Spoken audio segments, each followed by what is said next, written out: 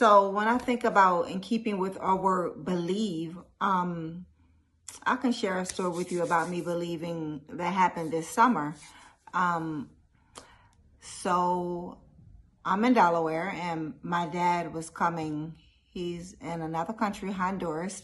He was coming to visit me in New York. Now, that's a whole different miraculous story in that because yeah, it's been 20 years since I've seen my dad last, and we really just haven't had a relationship. It was just basically a choice that he chose from when I was born that, basically he didn't really want me as a child. So anyway, that's a whole nother story, a whole nother testimony. If you want to hear that testimony, you're probably gonna have to come to one of my shows and see me on stage, and I'll probably be talking about it.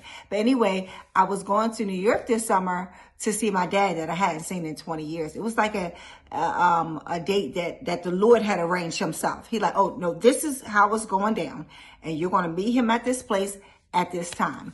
So my car was 25 years old. So, you do the basic things that you need for your car. Check the oil, make sure everything is good. My husband always said that the car really drove well on the highways. So on the day that we're about to leave, I can't find the insurance card. I can't find this. All this stuff was supposed to be in the car, but for some reason I was doing my last checks before it's time for us to take that 2.5 to 3 hour drive to New York so I could see this miraculous moment that the Lord had planned himself, right? And of course, things are just kind of crazy. I already expected that when I'm walking in faith, I'm walking on faith, that things are going to be a little crazy. So anyway, had to stop to the insurance place, get another car printed out, had to go through all this stuff, but that was fine. They printed it out. I got in the car, but the car that day had just decided that it was going to be having some troubles. It's like, oh, I'm 25 years old.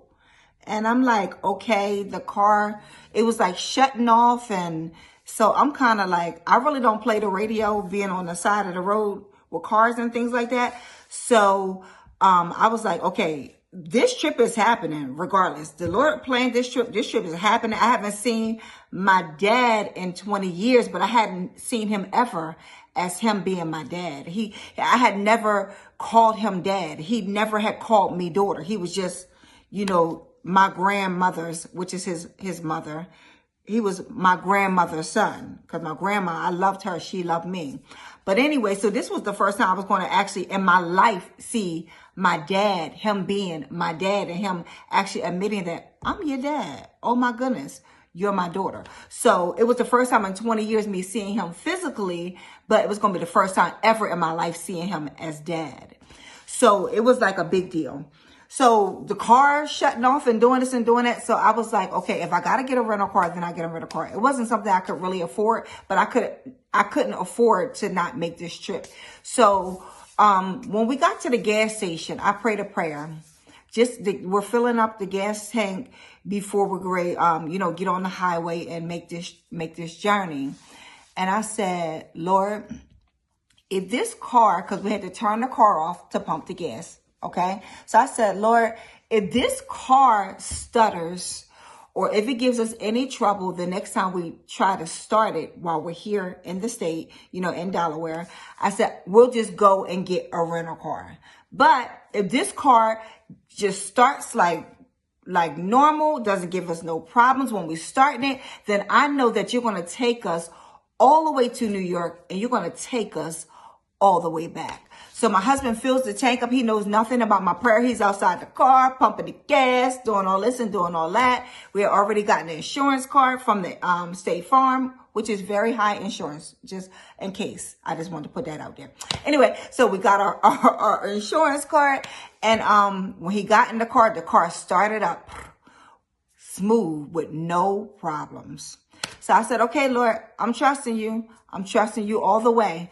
Because I prayed a prayer and I believe the prayer that I prayed to you.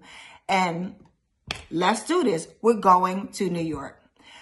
So I had to go on faith, y'all. I had to go on belief that what I prayed, that the Lord heard it and that he was answering it. So we get to New York, have this miraculous time with my dad for the first time ever in my life, right? We get to New York. No problems. no stuttering, no nothing. We get all the way back to Delaware, and as soon as we're getting off the highway, we start noticing that the car is smoking under the hood. I'm about 2 to 3 minutes from the highway, okay? So we're getting off the highway from New York, coming into Delaware. We get off our exit, and the car under the hood, it starts seeing like this little smoke. We keep going because it wasn't so bad, right? We're like, oh my goodness. So we keep going. We park in front of our house. And the car, it was almost like it just kind of blew up as soon as we parked in the parking spot. It was so timed that it was almost like it was a movie script. Like, okay, lights, camera, and action. The car makes this sound. My husband, we look at each other. My husband lifts up the hood, and the car never drove right since. Never. So that car, like the ravens were commanded to feed Elijah, that car was commanded to take me all the way to New York and back and just crash right in front of my house.